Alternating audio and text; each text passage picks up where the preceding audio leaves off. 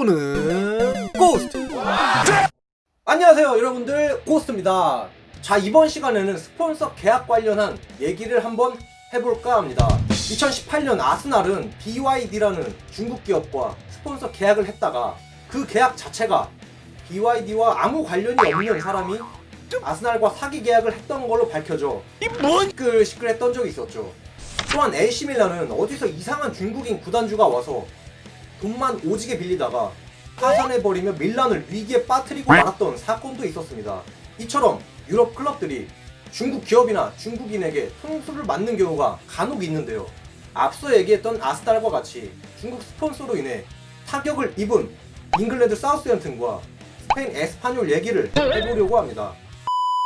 두 팀 모두 중국인 구단주가 있는 클럽이며 특히 에스파뇰은 중국 슈퍼스타 우레이가 있기 때문에 아무래도 중국 기업이 메인 스폰서를 따는데 상당히 유리할 텐데요.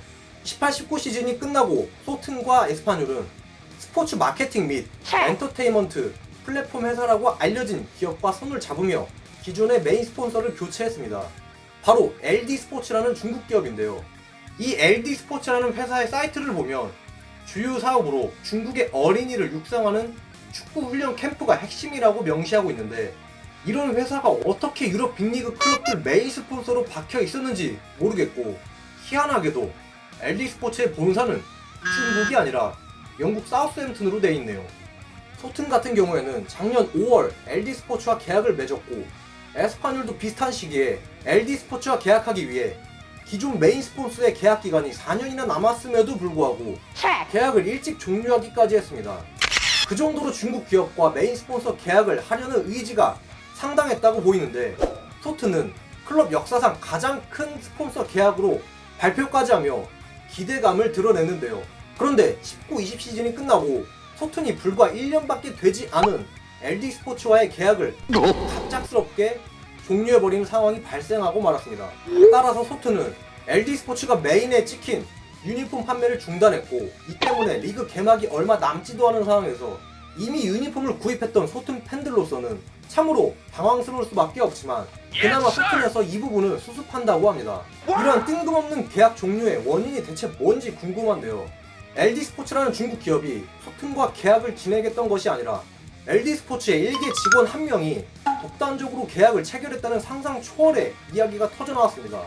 참, 어떻게 이런 일이 가능한지 모르겠는데, 이쯤 되면 LD 스포츠 자체도 제대로 된 기업인지조차 의문이 드는군요. 아무튼 그랬기 때문에 낌새를 눈치챈 소튼은 더 이상 관계를 지속하기 어려운 파트너라며 LD 스포츠와의 계약을 종료했고, 재빠르게 다른 기업과 1년 단기 계약으로 메인 스폰서십 계약을 체결했습니다.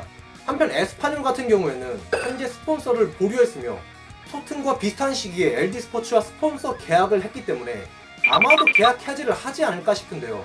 중국 자본에 혹해서 계약했다가 자칫 잘못하면 훅 가는 상황이 발생할 수도 있을 듯합니다. 자, 지금까지 정말 희한한 사기 사건에 휘말린 소튼과 에스파뇰에 대해 말해봤습니다. 재미있게 보셨다면 좋아요 한 번씩 부탁드립니다. 감사합니다.